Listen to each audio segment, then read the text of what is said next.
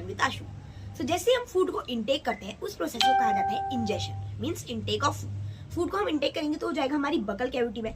Buccal cavity में होता है हमारे टीथ, जो कि हमारे फूड को क्रश करेंगे, ऐसे हम उसे तोड़ देंगे। फिर होगा सलाइवरी ग्लैंड्स। ह्यूमन माउथ में 3 पेयर्स ऑफ सलाइवरी ग्लैंड्स होती है, जो कि सलाइवरी एमिलेज रिलीज करेंगे, जो कि स्टार्च को सिंपल शुगर्स में तोड़ देंगे। उसके बाद टंग हमारे फूड को स्वेलो कर लेंगे। फिर हो जाएगा एसोफेगस में। Oesophagus means food pipe. यहाँ से जब फूड नीचे जा रहा होगा तो एसोफेगस की जो मसल्स होंगी कॉन्ट्रैक्ट एंड रिलैक्स होगी। So the rhythmic expansion and contraction of oesophagus muscles is called peristaltic और पेरिस्टेलैटिक मूवमेंट, पेरिस्टेलिसिस और पेरिस्टेलिक मूवमेंट। देन वो फूड जाएगा हमारे स्टमक में। स्टमक के एक बड़ा सा सैक लाइक स्ट्रक्चर होता है, इसमें सारा फूड पहुंच जाएगा। स्टमक के अंदर होते हैं हमारे एंजाइम्स। एंजाइम्स में क्या क्या होते हैं? डाइजेस्टिव जूसेस जैसे कि पेप्सिन, वैसे हाइड्रोक्लोरिक एसिड और म्यूकस। म्यूकस क्या करेगा? स्टमक की इंटरनल आइनिंग्स को हाइड्रोक्लोरिक एसिड से डिस्ट्रॉय होने से बचाएगा, और हाइड्रोक्लोरिक एसिड जो फूड के साथ कुछ बैक्टीरिया अंदर चले जाते हैं उन्हें किल कर देगा। वैसे ही जो पेप्सिन अंदर डाइजेस्टिव एंजाइम होता है, पेप्सिन एक पेट में पाया जाना वाला डाइजेस्टिव एंजाइम है। वैसे ही और एंजाइम होता है रेनिन, जो कि प्रोटीन्स पे काम करते हैं। मेन एंजाइम पेप्सिन है। सो पेप्सिन से वहां पे क्रिया होगी। उसके बाद ये फूड जा रहा होगा हमारा लार्ज इंटेस्टाइन में। लार्ज इंटेस्टाइन के 3 हिस्से होते हैं। लार्ज इंटेस्टाइन में वहां फूड जाएगा, लेकिन लार्ज इंटेस्टाइन से भी पहले एक हिस्सा आता है स्मॉल इंटेस्टाइन।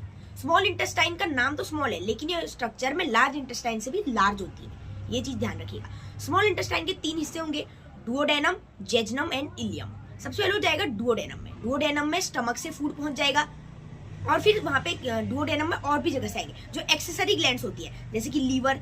सो लीवर वहां पे बाइल जूस रिलीज करेगा। बाइल जूस जाएगा दूसरी एक्सेसरी ग्लैंड गॉल ब्लैडर में। गॉल ब्लैडर को थोड़ी देर स्टोर करने को मिलेगा बाइल जूस। उसके बाद गॉल ब्लैडर पुश कर देगा इसे डुओडेनम में। डुओडेनम में जो फूड होगा उसमें चले जाएगा बाइल जूस। उसके बाद पेनक्रियास एक और एक्सेसरी ग्लैंड है, तो वो भी पेनक्रियाटिक जूस रिलीज करेगा। ये भी वहां चले जाएगा। कहा जाएगा जो डुओडेनम में फूड स्टोर है। ये क्या करेंगे? फैट्स को अमीनो एसिड्स में, प्रोटीन्स को कार्ब्स में, ऐसे इन सब चीजों में तोड़ देंगे। और जो बाइल जूस होगा ये हमारा करता है, जो फैट होंगे उसमें फैट्स के ऊपर काम करेगा, फैट को तोड़ देगा। एमल्सिफिकेशन कहा जाता है इस प्रोसेस को। उसके बाद वो फूड जाएगा duodenum, jejunum, ileum, then finally large intestine. और स्मॉल इंटेस्टाइन तक हमारा डाइजेशन फुल हो चुका है। इसके बाद डाइजेशन की कोई प्रोसेस में पार्ट नहीं होता है। डाइजेशन यहाँ पे कंप्लीट है। इसके बाद बस बॉडी से पुश करने का।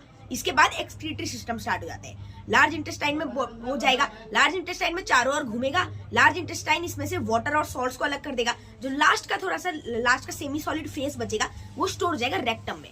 और फिर जब हमें बाथरूम जाने की जरूरत पड़ेगी तब वो एनस के द्वारा रेक्टम का स्टोर जो भी फेस है वो सारे वहां से निकलते रहेगा। और इस प्रोसेस को आ जाता है इजेशन, यानी रिमूवल ऑफ वेस्ट फूड। तो आज की वीडियो में इतना ही। मिलते हैं अगली वीडियो में। तब तक के लिए keep with learning with Ashu.